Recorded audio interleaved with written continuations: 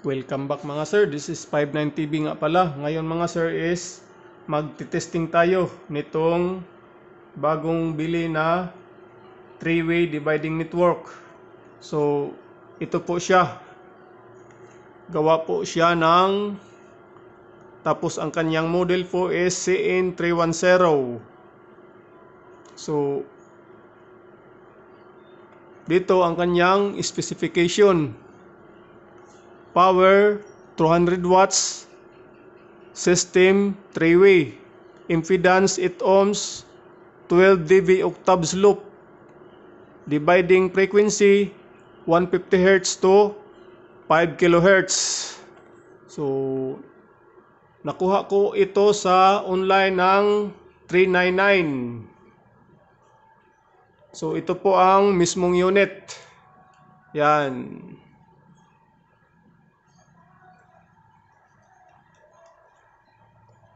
So sa kanyang appearance at sa mga ginamit niya na parts is okay naman, since gawa po ito ng Crown. Alam naman natin na matagal na ang brand na Crown dito sa Pilipinas na nag-i-excess. So since 3-way po siya mga sir, meron po siyang 3 coil at 3 output. So dito po ang kanyang input, positive, negative.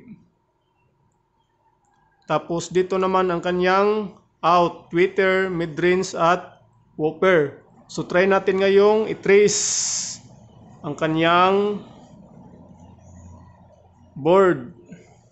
So positive sa input, negative sa input, tapos may coil dito, which is itong coil na to para sa whopper. Yan. Coil, out ng coil, papunta dito sa positive ng whopper.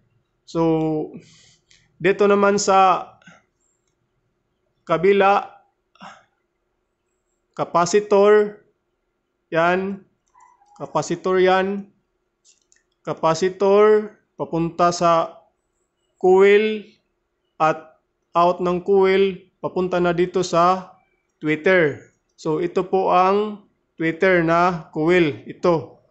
Dito naman sa kabila, nag-una naman ngayon ang capacitor. Yan, itong capacitor na to, 22 UF, 100 volts para sa mid-range. Yan. Galing sa positive, dumaan ng isang capacitor at coil. Papunta na dito sa out ng mid-range. So ang kanyang whopper lang po ang walang capacitor. Unlike dito sa mid-range at tweeter is may nakaseries po na non-polarized filter capacitor. So testing natin to ngayon.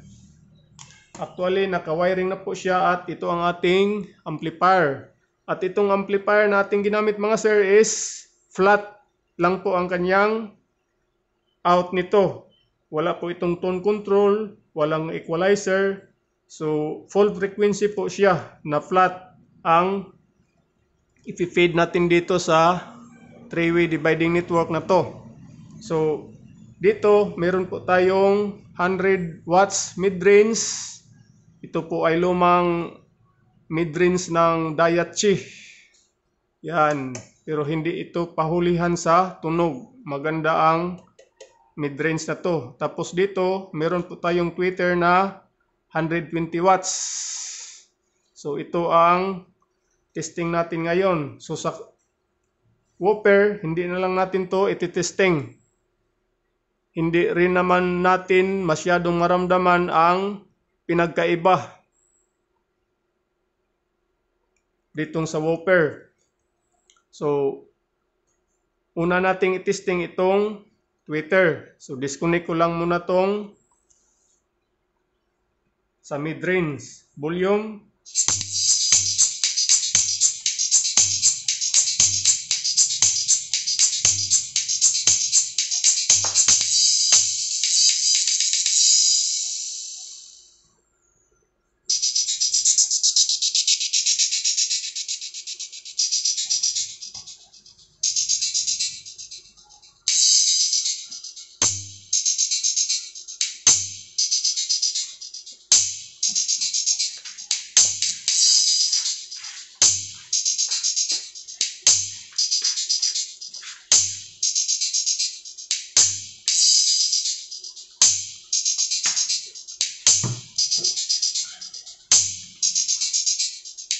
So dito naman tayo ngayon sa mid-range.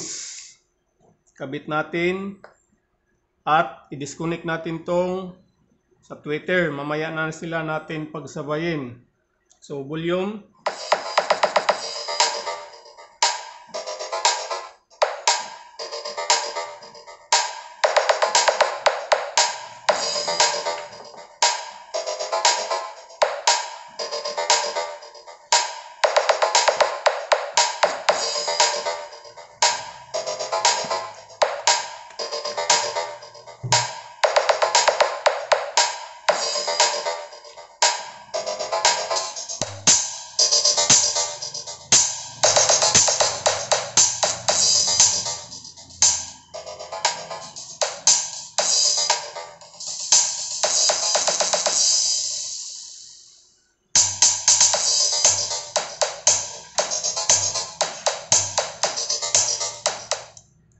So okay rin naman sa halagang 399 para sa mga pangbahay lang na setup, okay na to. Hindi na to mabibitin. Ang kagandahan lang nito is 3-way na po siya.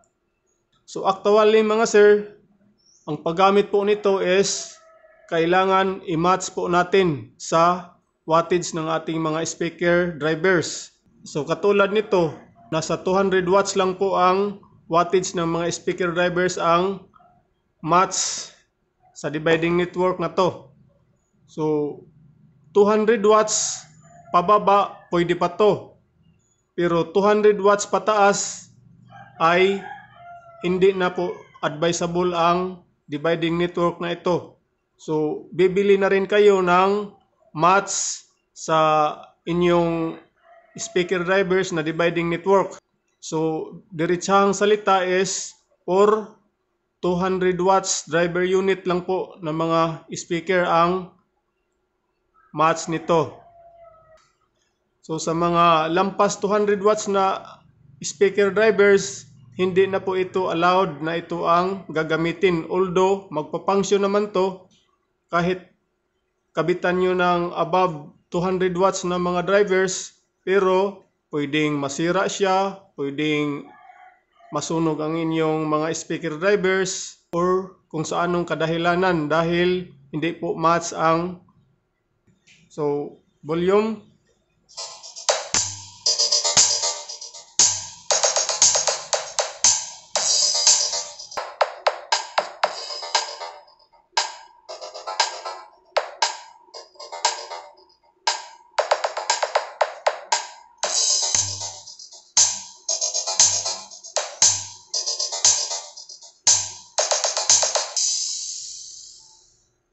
So hanggang dito na lang po mga sir. This has been your 59 TV. Sana may napulot kayong kaalaman sa aking munting i-share ngayon.